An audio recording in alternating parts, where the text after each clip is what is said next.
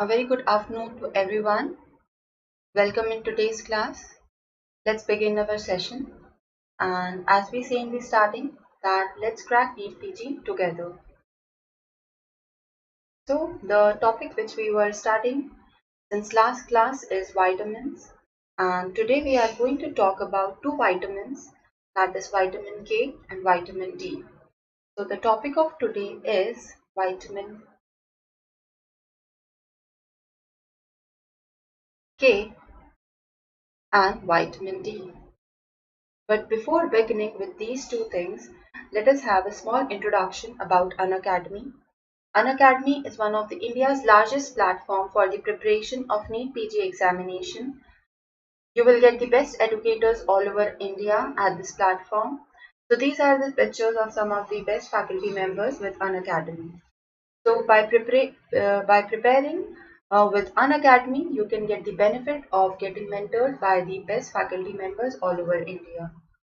Then there are special classes at Unacademy, and what is so special about these classes is that you can ask your doubts directly with the mentors, and they'll be very much willing to solve your doubts and queries.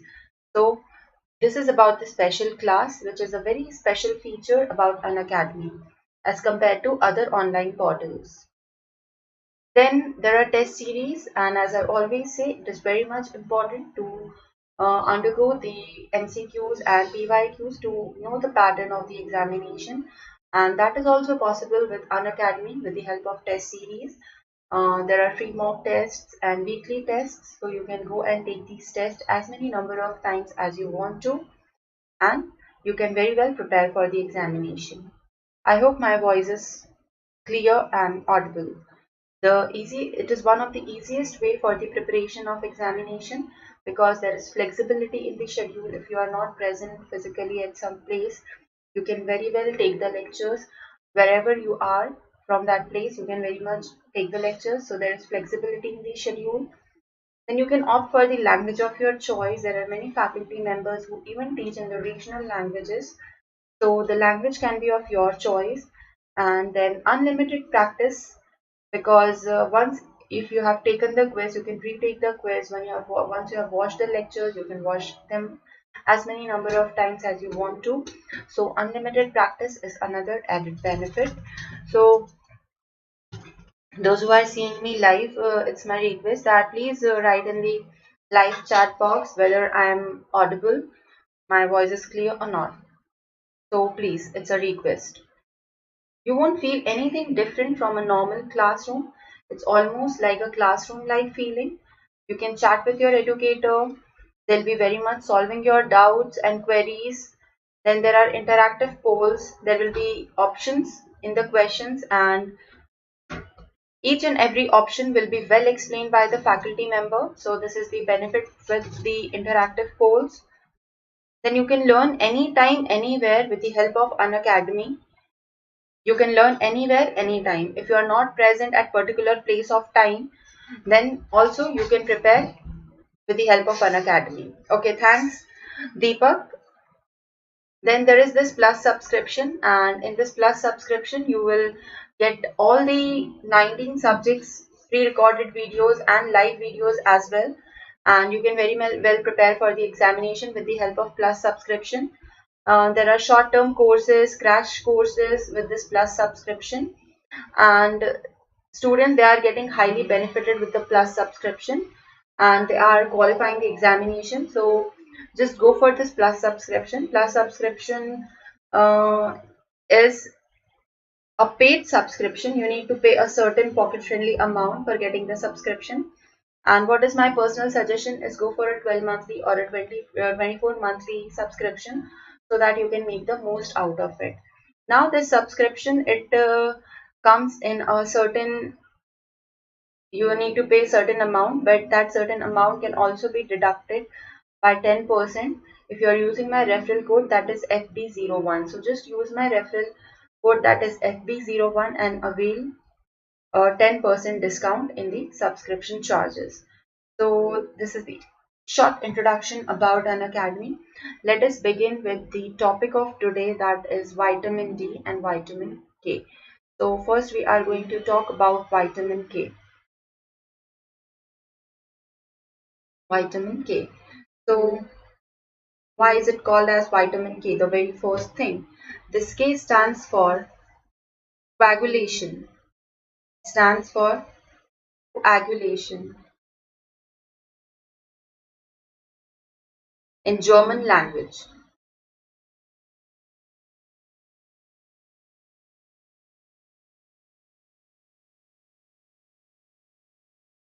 Then this K is derived from there because we'll see in the further things. Now there are various forms of vitamin K. So let us talk about the forms of vitamin K. So the forms are represented like this: K1, K2 and K3. So K1 stands for phylloquinone. Phylloquinone. And this phylloquinone form is a plant source of vitamin K and it is found in green leafy vegetable.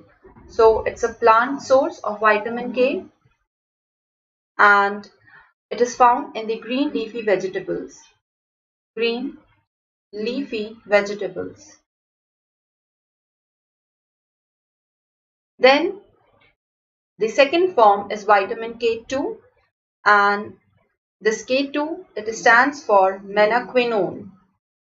Menaquinone. This menaquinone is actually produced by the intestinal bacteria. It is produced by intestinal bacteria. And it is also found in various animal sources. In animal sources. Then vitamin K3 and its full form or you can say it is also called as menadione. Menadione. This menadione is a water-soluble form of vitamin K. So we have seen the three forms of vitamin K, that is K1, phylloquinone, K2, menaquinone, and K3, that is menadione. Right? Let us move further. So the K1 and K2 form, let's talk about them. The K1 and K2 are naphthaquinone derivatives. They are naphthaquinone derivative.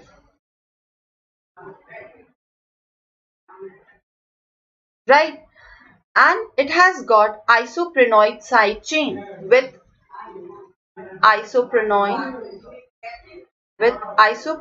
side chain.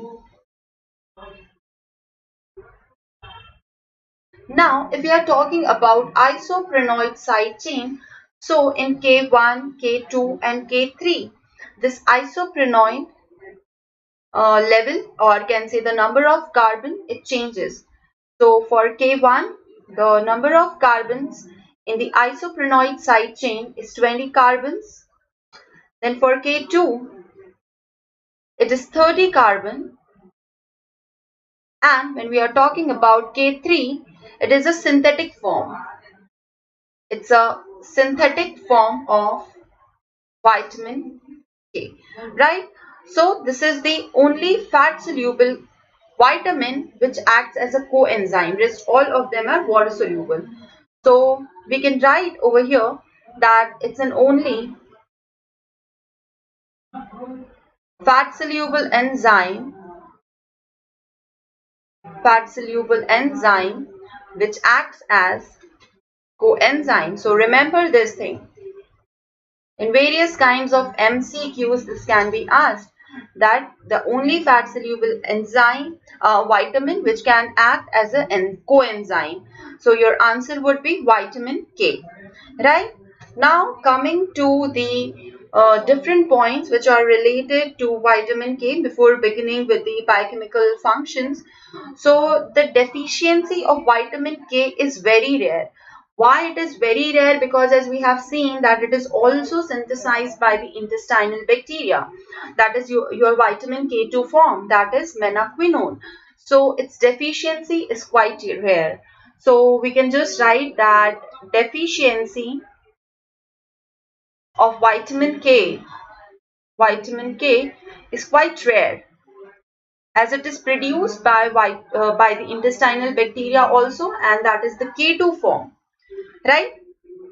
Now, for prophylaxis, it's 1 milligram dosage is given intramuscularly to the newborn babies so that they can be prevented from the various hemorrhagic reactions, right? So for prophylaxis, 1 milligram is administered intramuscularly in the newborn babies, right? So these are some of the important points that we have discussed. And now let us begin with the biochemical functions of vitamin K. Biochemical functions. Biochemical functions, right? So first we have seen that it is the only fat soluble vitamin which acts as a coenzyme. So first is it acts as a coenzyme. Then moving further, it is required for various post-transcriptional modifications. Required for post-translational modification, that is the gamma coagulation factor. That is the gamma coagulation factor. And the gamma coagulation factors, gamma coagulation factors, that is factor 2, factor 7, factor 9 and factor 10. They are synthesized in liver as an inactive form, and they are activated by the post-translational modification by endoplasmic reticulum with the help of vitamin K. So the coagulation factor 2, 7, 9 and 10, they are inactive in liver, and by post-translational modification they are converted into the active form in the endoplasmic reticulum. So let us talk about these coagulation factors. The inactive form is also called as zymogen. So inactive zymogen,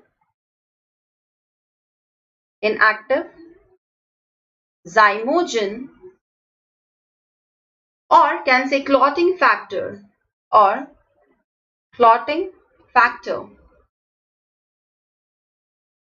Right. So clotting factor 2 we have seen 7, then 9 and then 10. So it is converted into the active form, with the help of gamma carboxylation. So the glutamate side chain is gamma carboxylated. The glutamate side chain. So the gamma carboxy glutamic acid will be formed. Gamma carboxy glutamate. Gamma carboxy glutamate will be formed by the gamma carboxylation of glutamate side chain of these clotting factors. And they carry extra negative charge, and this extra negative charge is responsible for binding with the calcium ions, and it forms the calcium prothrombin complex. So they carry extra negative charge which binds with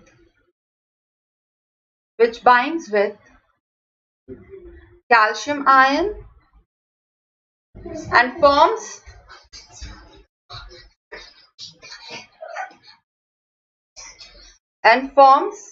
calcium prothrombin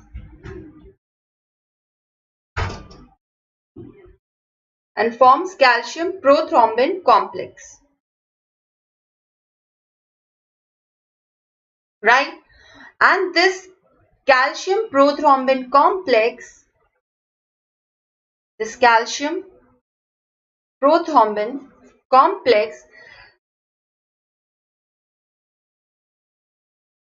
will attach to the phospholipid on the platelet membrane.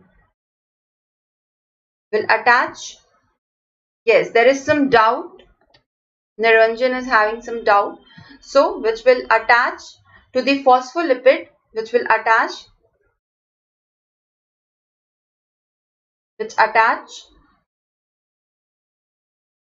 to phospholipid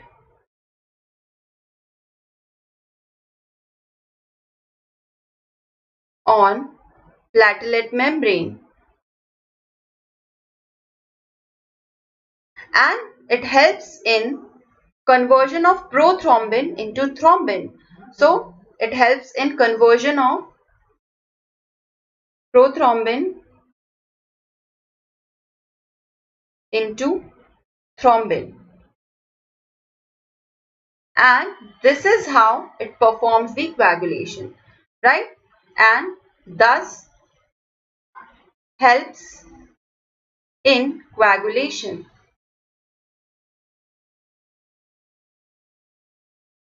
right? So how the whole thing occurs, let us talk about this. This hydroquinone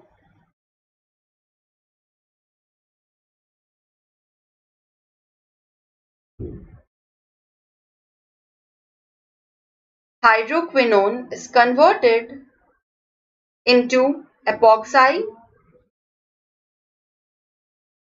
and this epoxide is converted into quinone,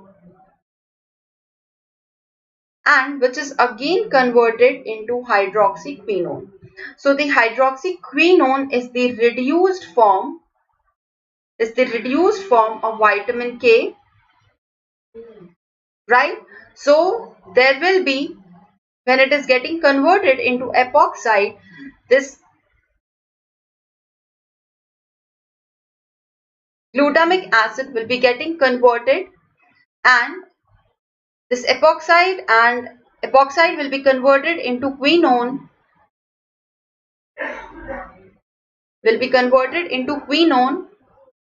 with the help of reduced lipoic acid, and it is oxidized into lipoic acid. So reduced lipoic acid is getting converted into oxidized lipoic acid, right? And the enzyme which is responsible for this reaction is epoxide reductase.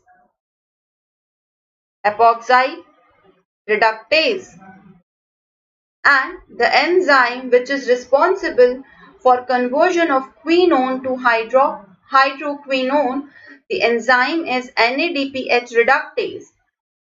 NADPH reductase.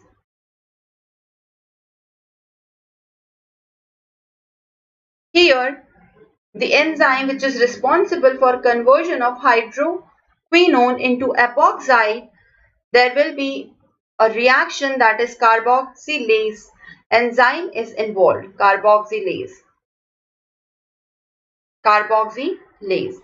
And this whole process is called as vitamin K cycle. This is called as vitamin K cycle.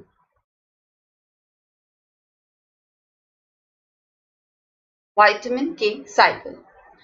Right? Let us move further. Now, this vitamin K epoxide. Here, this vitamin K epoxide is inhibited by certain things. So, we'll be talking about them. So, vitamin K epoxide, and vitamin K epoxide is getting converted into vitamin K quinone, which is getting converted into hydroquinone. Let us move. So, vitamin K epoxide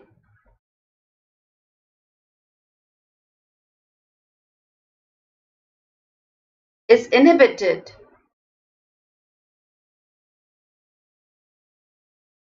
by two anticoagulants or vitamin K antagonists, inhibited by two anticoagulants or vitamin K antagonist. What are the names of these two things? That is warfarin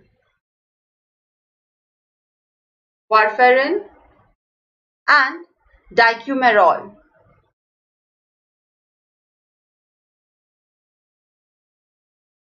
And how are they inhibiting this thing? We are saying that it is inhibiting vitamin K epoxide. So what is the process by which it is inhibiting? So it's a kind of competitive inhibition. Competitive inhibition.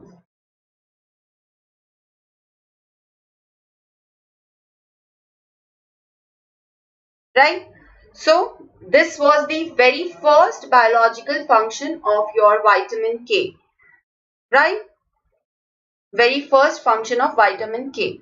Now talking about further functions, the second function, it is responsible for activation of osteocalcin, responsible for activation,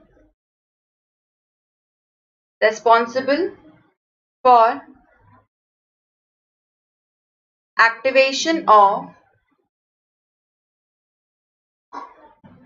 osteocalcin, right? Responsible for activation of osteocalcin, which helps in bone formation, which helps in bone formation.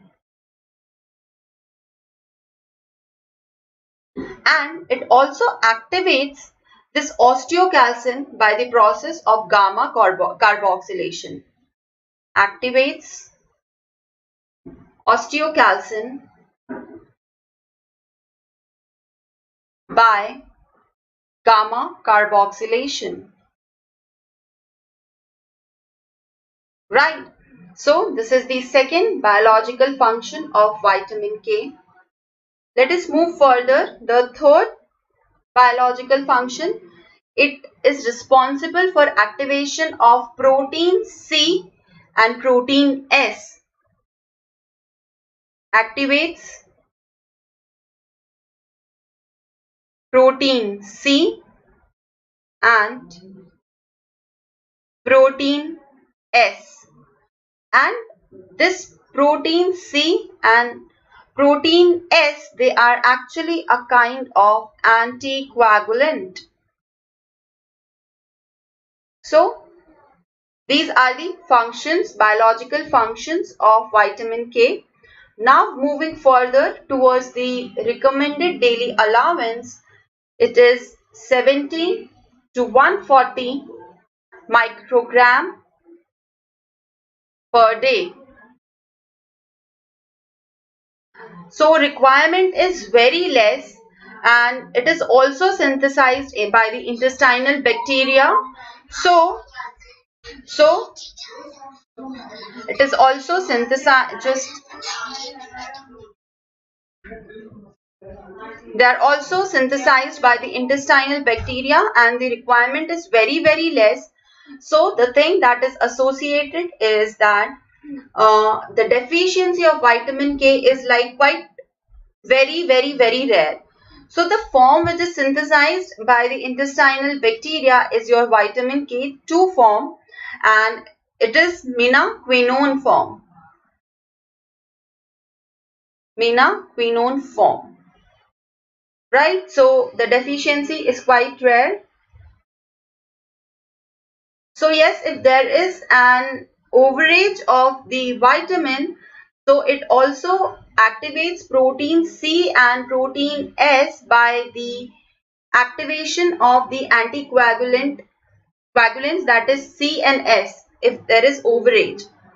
So that is the way how it activates the anticoagulants also. Right? Now sources.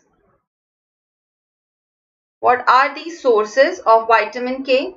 So the sources are green leafy vegetables,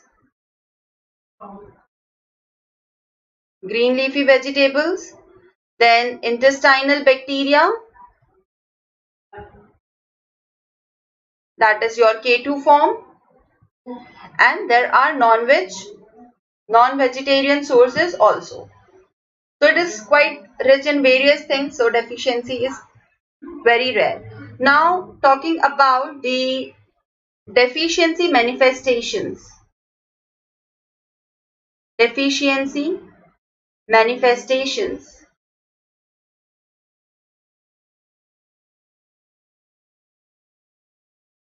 So there will be hemolytic disease of newborn or in the premature babies. Hemolytic disease of newborn or in premature kids, and there will be hemorrhagic tendency.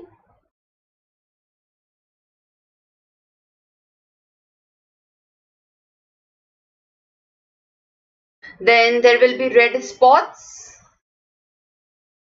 and rashes. So the first is hemolytic disease of newborn or in the premature babies. The symptoms will be hemorrhagic tendencies and red spots and rashes. So what are the actual causes of these deficiencies in the newborn? Because of what actually it is causing all these things in the premature ones. So the causes are poor placental transportation of vitamin K. Poor placental transport of vitamin K.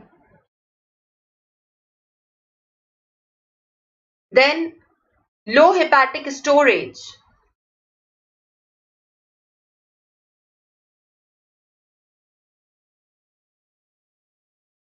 Then because of the sterile intestine.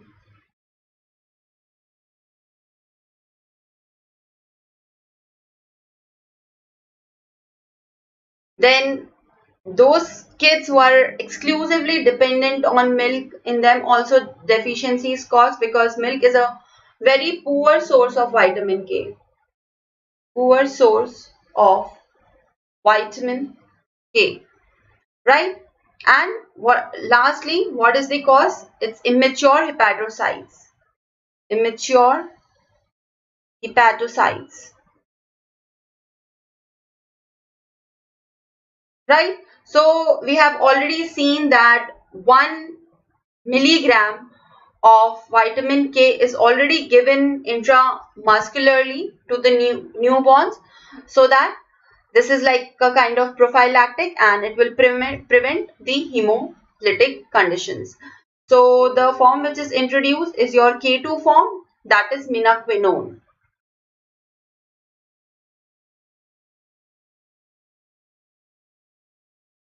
Fine. Now talking about the lab diagnosis. Lab diagnosis of vitamin K deficiency. So what is measured is prothrombin time is measured, and it is measured 2 times. Prothrombin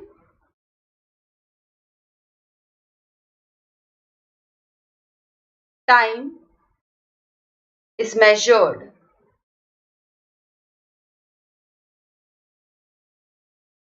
So first time the prothrombin time is measured directly, and second time vitamin K is given and then it is measured. So if it comes corrected in the second time, that means that it was due to the deficiency. And if it is not corrected, that means the liver was due to the liver dysfunctioning, right? So it is kind of liver function test also,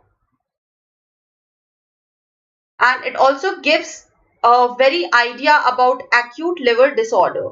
So this lab diagnosis is by prothrombin time, and first time directly it's measured, and when the second time it has to be measured, there will be administration of vitamin K and then it will be measured. So if it is corrected, fine, it was just a deficiency. But in second time, if it comes uncorrected or still the level is low, that means there is a liver dysfunctioning, right? Then lastly, talking about the toxicity of vitamin K. So whenever there will be toxicity of vitamin K, it will lead to hemolysis. And it will also cause other disorders, but the most important is hemolysis, right? So we have tried to cover almost everything in vitamin K. The second, we'll be talking about vitamin D, but before that, let us talk about vitamin K. That is, this K stands for coagulation in German language. It starts with K. So better if I correct it over here. Instead of C, I should write K. So this K is for coagulation. Then there are three forms, K1, K2 and K3. So K1 is phyloquinone form, which is obtained from the plant source. Then there is a K2 form, which is obtained from the animal sources, and it is from the intestine. It is also formed from the intestinal bacteria. Then the third form is menadione. So the most common one which is administered, that is the menaquinone form, which is usually used. So K1 and K2, they contain naphthoquinone derivative. They are the naphthoquinone derivative, and they also contain isoprenoid side chain. So what is the length of isoprenoid side chain? In K1 it is 20 carbon long, and K2 it is 30 carbon long, and K3 it is the synthetic form. And when we are talking about the fat soluble enzymes, it is the fat soluble vitamins. It is the only fat soluble vitamin which also acts as coenzyme. Now, if there is deficiency of vitamin K, that is like quite very rare, because K2 is synthesized by the intestine only. So if there is a sterile intestine, or there is a antibiotic abuse, then only it will cause vitamin K deficiency. If other things are quite normal. So prophylactically 1 milligram is administered at the time of birth, so that there would be no deficiency at the time of birth. So biochemical function, the first one is it acts as coenzyme.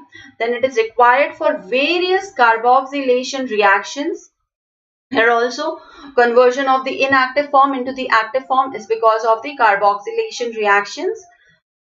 This whole we have talked about the carboxylation reaction. Then it is responsible for the conversion of osteocalcin, activation of osteocalcin, and this is also a kind of carboxylation reaction. Then it activates protein C and protein S. Then we talked about uh, recommended daily allowance, and then the sources: green leafy vegetables, intestinal bacteria, and vegetarian sources. Now, what are the deficiency manifestation? What will it cause? It will cause hemolytic disease of newborns or in the premature babies. And what are the symptoms? Hemorrhagic tendencies and red spots and rashes. So what are the causes? Because there will be poor placental transfer of vitamin K, then low hepatic storage, sterile intestine, and those kids who are exclusively dependent on milk. So milk is a very poor source of vitamin K. In them also one can find the vitamin K deficiency and immature hepatocytes. Right? Now, for prophylactically, we have talked that 1 milligram is given, and the form is K2 form, menaquinone form. And for lab diagnosis, prothrombin time is calculated, it is measured. So first time it is given directly, and first time it is measured directly without administration of anything, and second time there will be administration of vitamin K, and then it will be measured. So if it is corrected, fine, it was a normal deficiency, but in second time if it comes uncorrected, it means there is a acute liver dysfunctioning, and this is also a liver functioning test. And talking about the toxicity, it causes hemolysis, right? Let us move further. That is, let's talk about vitamin D. Vitamin D, right? So let us talk about vitamin D, and let's start. So this vitamin D is also called as hormone. It is also called as hormone.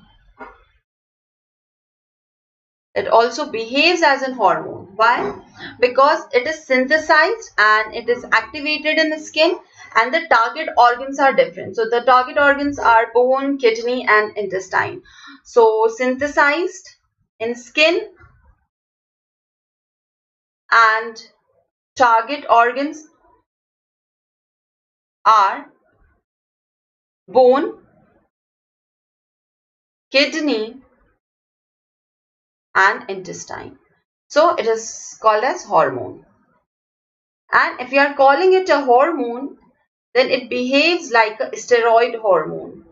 Behaves like steroid hormone. Right? Let us move further. That is the chemistry of vitamin D. Chemistry, talking about the chemistry. So there are two main sources or two main forms of vitamin D. So two main forms. What are they? The first one is ergocalciferol,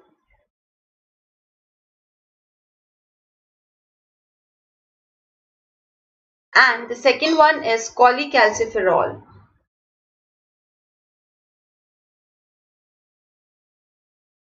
So ergocalciferol is also widely called as vitamin D2, and cholecalciferol is called as vitamin D3, vitamin D2 and vitamin D3. So this ergocalciferol is a kind of plant source. It's a kind of plant source. And cholecalciferol, it's a kind of animal source. It's a kind of animal source. So the two forms we have seen. Now talking about calcitriol.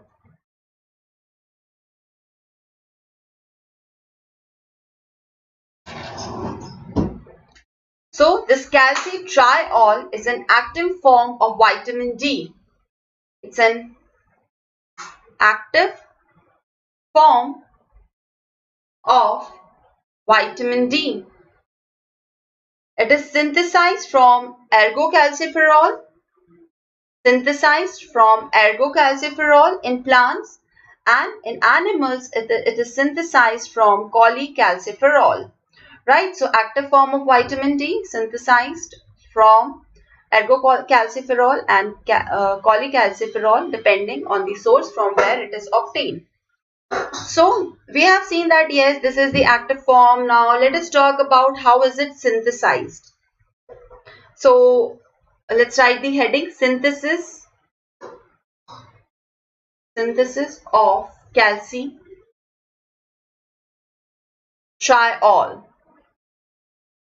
Talking about synthesis of calcitriol. So it's a precursor for vitamin D synthesis. The precursor for vitamin D synthesis,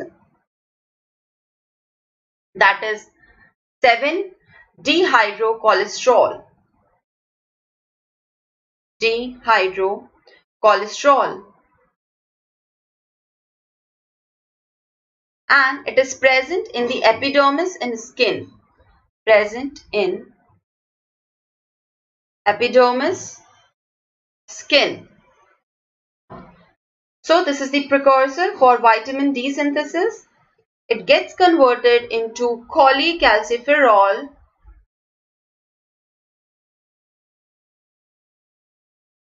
whenever it is acted upon by UVB or on exposure to sun.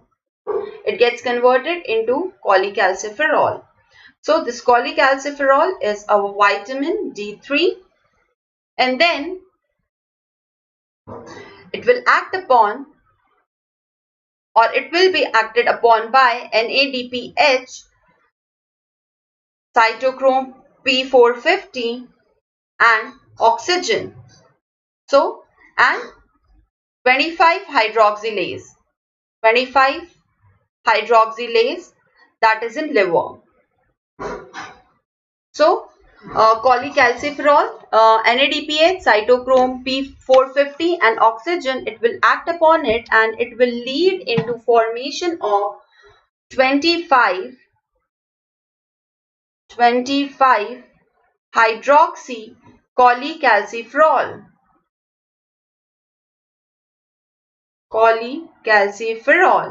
And this is the main circulatory and storage form of vitamin D. Main circulatory and storage form of vitamin D. Right? Now let us take the reaction. From here we have seen the importance of 25 hydroxy cholecalciferol, that is, it is the main circulatory and storage form of vitamin D. Now we will talk that how it will be converted further into other things. So we'll be taking the reactions from here. So it will be converted into 1,2,5 dihydroxy, because we have added now one at place 1 also we have added the hydroxyl group. So 1,2,5 dihydroxy cholecalciferol.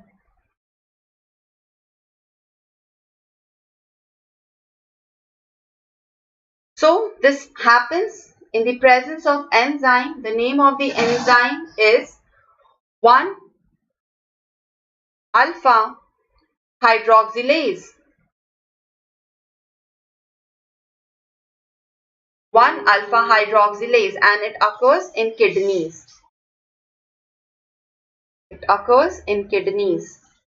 Right?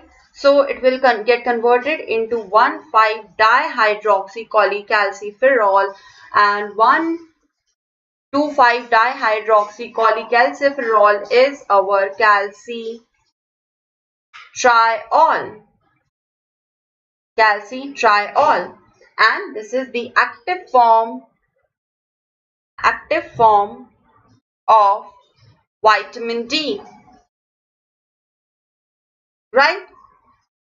So let us move further. The provitamins. What are the provitamins in vitamin D? Provitamins, that is ergocalciferol and cholecalciferol. Ergocalciferol and cholecalciferol. Then storage and transport form.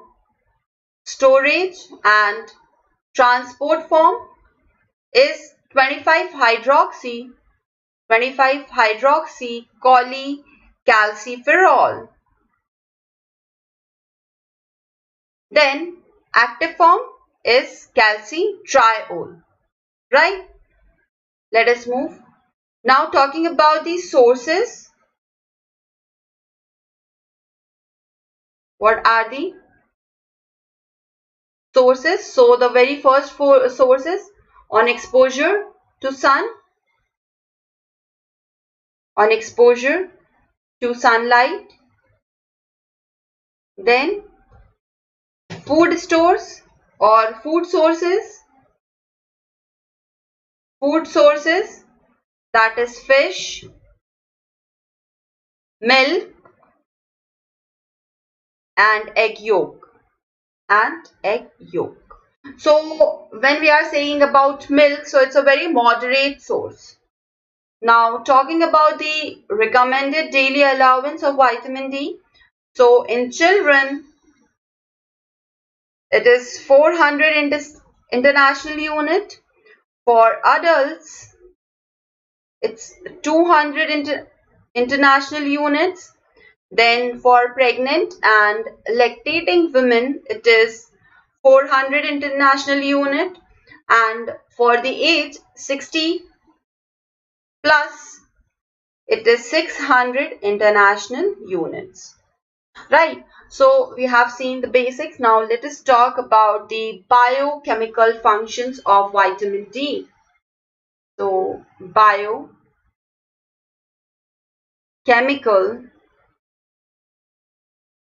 functions of vitamin D. So we know majorly all of them. We need to just discuss them. So the very first is it regulates the level of calcium and phosphorus. Regulates level of calcium and phosphorus.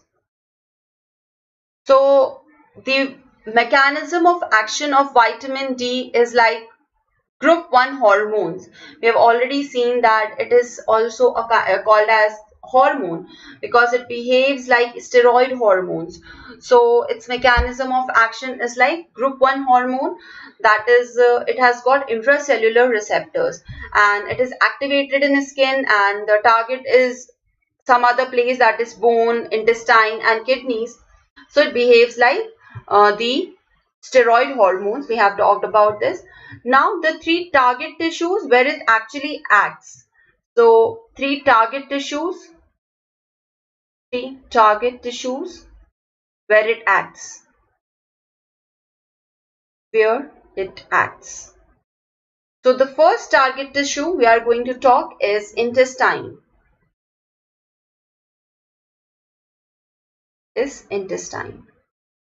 So in intestine, the vitamin D production will increase if there is calcium.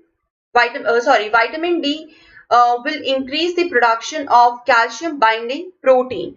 If there is vitamin D, so in intestine it will increase production of calcium binding protein in the brush border layer.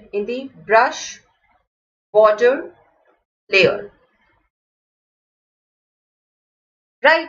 So what happens that this vitamin D, it binds with the vitamin D response element. Vitamin D binds with vitamin D response element, and by binding with vitamin D response element, it increases the synthesis of calcium binding protein. And this is how there will be increased absorption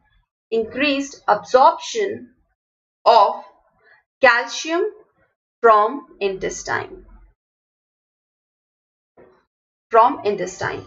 So the first target tissue, that is intestine, it will increase the production of calcium binding protein, that is through binding with the vitamin D response element. And then if it is produced, this calcium binding protein is produced in high amount, it will lead to increased absorption of calcium from the intestine, right? Then the other target organ for the vitamin D is kidneys. So what happens in kidneys, that this vitamin D, it acts on the renal tubular cells. Acts on renal tubular cells, and by acting on renal tubular cells, it increases the absorption of calcium and phosphorus from the renal tubules. So increases absorption of calcium and phosphorus from the renal tubules. So the action on kidneys is like this. Now talking about bone, the third place where it acts is bones. So what happens in bones, that it is responsible for the bone formation, or in other terms it is also responsible for remodeling of bones. Responsible for remodeling for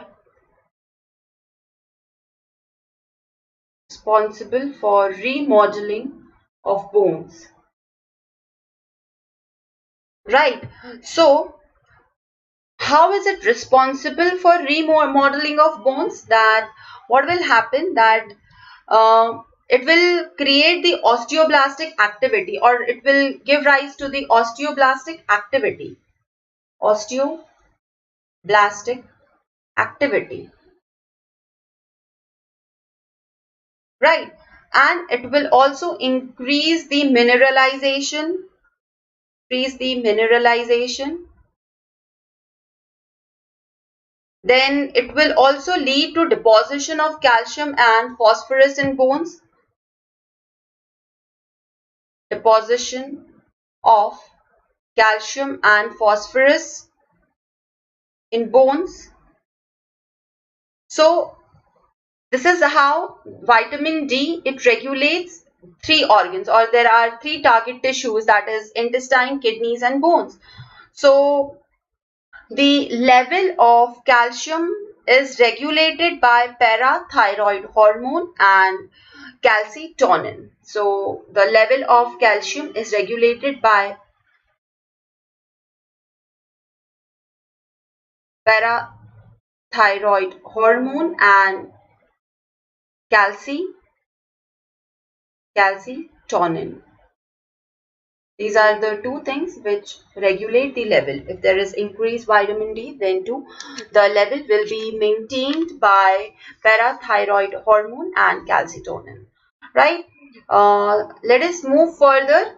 That is the deficiency symptoms or deficiency manifestations.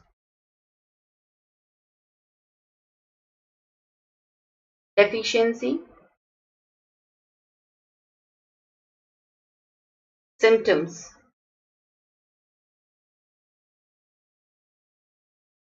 So very first, rickets in children. Rickets in children. So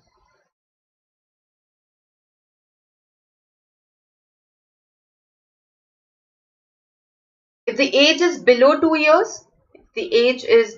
years, the symptom is craniotabes. The symptom is craniotabes. That is, there will be spongy skull and soft pliable skull bones. So spongy skull bones and soft and pliable skull bones. Then what will be the other symptom? The fontanelles will be, the closure of the fontanelles will be delayed, or there will be bulging in the fontanelles. So fontanelles, delayed closure, or there will be bulging. Then there will be frontal bossing, or the forehead will be very prominent, bulging of the forehead.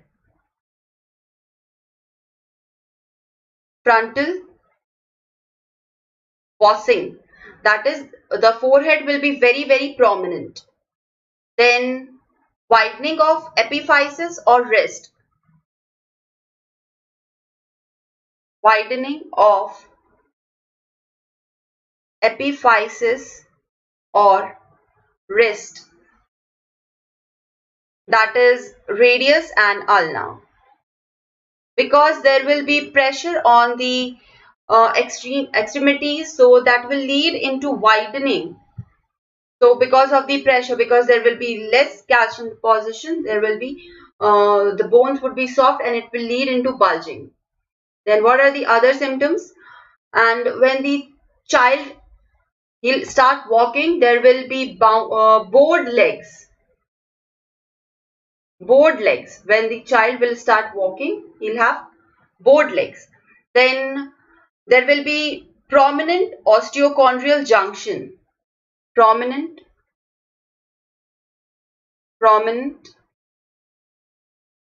osteochondrial junction. Then There will be Harrison's sulcus.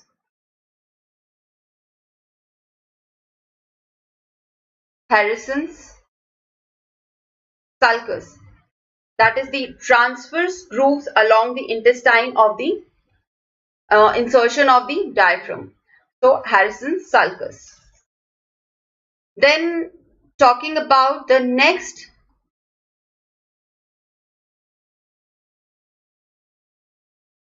deficiency symptom, that is in adults, that is osteomalacia.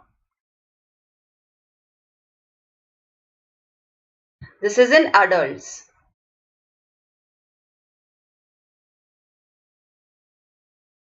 So what will happen? There will be soft bones, then very easily fractured bones, easy fractures. Then there will be osteoporosis. Then there will be decreased level of calcium. The calcium level will go quite down, right? So then the third deficiency will cause renal rickets. Renal rickets. So what is it? Whenever there will be defective conversion of vitamin D, it will cause into renal rickets. So defective conversion of vitamin D. Then vitamin D resistant rickets. Vitamin D resistant ricket. So if there is defective absorption of vitamin D in the renal tubules, it will cause vitamin D resistant ricket, right? Defective absorption. Defective absorption in renal tubules. In renal tubules, right? So these are the deficiency manifestations. Now talking about the normal level. Normal level, how much it should be. So the one which is the major storage form of vitamin D, we have already talked about the major storage form of vitamin D, that is 25 hydroxy vitamin D3. 25 hydroxy cholecalciferol, that is the vitamin D3. So it is the major storage and circulatory form. So if a person is having less than 30 milligram per ml of vitamin D, it means it is insufficient. Insufficient. If it is less than 20 milligram per ml, it means the person is deficient. If it is 10 milligram per ml, it means it is a severe deficiency. Severe deficiency. And if it is greater than 150 milligram per ml, that means it has crossed the toxic level, and this is the toxic level. So it is stored in liver, right? So we have almost discussed everything which is related to vitamin D. The last thing which I need to just tell is some other functions. Some other functions. So what are the other functions? It is also given in psoriasis. That is, it has got anti-proliferative property, so it is given in psoriasis. It is also it has also got immunomodulatory functions. Immunomodulatory functions. Modulatory functions. Then it also prevents the cardiovascular diseases, and it is also used in treatment of various kind of cancers or prevention of cancers. So these are some of the other functions. So before actually summing up the class, let us have a very quick revision of vitamin D as we did with vitamin K, a very quick revision. So it also acts as an hormone because it is synthesized in skin, and the target organs are bone, kidney and intestine, and it behaves like steroid hormone because it has got intracellular receptors, so it behaves like the steroid hormones. Then what is the chemistry? There are two forms, that is ergocalciferol and cholecalciferol. Ergocalciferol is vitamin D3 and cholecalciferol is vitamin D3. Vitamin D2 is ergocalciferol and vitamin D3 is cholecalciferol. So vitamin D2 is from the plant source and vitamin D3 is from the animal source. Then calcitrol is the active form of vitamin.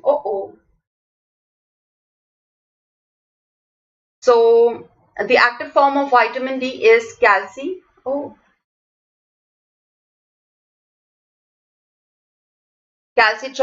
is the active form of vitamin D, right?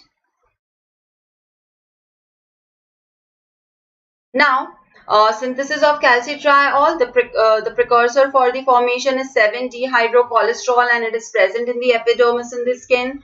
It's converted into cholecalciferol whenever there will be exposure of sunlight, and it will get converted into 25-hydroxycholecalciferol in liver with the help of NADPH, cytochrome 450 and oxygen, and the enzyme will be 25-hydroxylase. So as I always say, if you can remember the product name, you can very easily make the name of the enzyme. And this 25-hydroxycholecalciferol is the main circulatory and storage form of vitamin D. So don't forget it at all. Then in kidneys, with the help of 1-alpha hydroxylase, it gets converted into calcitriol, that is 1,2,5-dihydroxycholecalciferol, and it is the active form of vitamin D. Then the provitamin form is ergocalciferol and cholecalciferol. The storage form is 25-hydroxycholecalciferol. Then the sources is sunlight, fish, egg yolk. Then we have talked about the recommended daily allowance. Then biological functions, we have talked about that how in intestine it leads to absorption of calcium by binding with vitamin D response element, and which increases the production of calcium binding protein, and that is how it increases the absorption of calcium. Then in kidneys also it leads to absorption of calcium and phosphorus. And for bones, its action is remodeling of bones, that is it will lead to osteoblastic activity, mineralization and deposition of calcium and phosphorus in blood.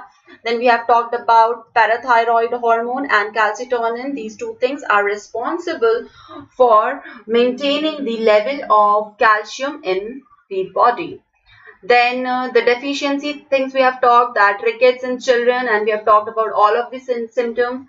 And if the child is below 2 years, it is called as craniotabes, that is spongy skull bones, and fontanelles will not close early. There will be bulging, then the forehead will be quite prominent, then widening of the wrist and both legs, prominent osteochondrial junctions.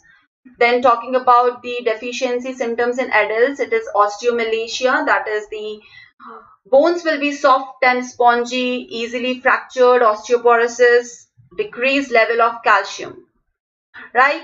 Then renal rickets, if there is defective conversion of vitamin D, and vitamin D resistant ricket, that is there is defective absorption in the renal tubule. So if vitamin D is even administered from outside, the person is not responding.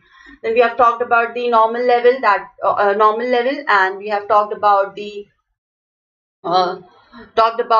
various different levels, that is insufficient, deficient, severe deficiency or toxic level. We have talked about them, and then we have discussed some of the other functions, that is it is given in psoriasis, and it has got immunomodulatory function, and it is given, it is quite helpful in preventing the cardiovascular diseases, and for preventing various types of cancers. Right, so we have talked about vitamin K and vitamin D in detail. We have covered almost every point which we wanted to cover. So that is it for today's class, and thank you very much for your patient listening. And please don't forget to subscribe our channel, that is Let's Crack NEET PG, and also hit the bell icon for getting all the notifications of the upcoming classes. And lastly, if you are going for the plus subscription, please use my referral code, that is FB01, and avail an additional 10% discount. And if you like my video, please like it, give me a thumbs up, and also share my video with your friends. Suggest them to watch my videos. And that is it for today's class. I hope you people have enjoyed the thing and you have understood the things in detail. So that is it. We'll be meeting some other day in some other topic in biochemistry. If you want to read some topic in biochemistry, just write in the comment box. So I'll be just seeing your comments and I'll try to do a video on the topics which you want to read. Right? So that is it. Have a very good day. Bye.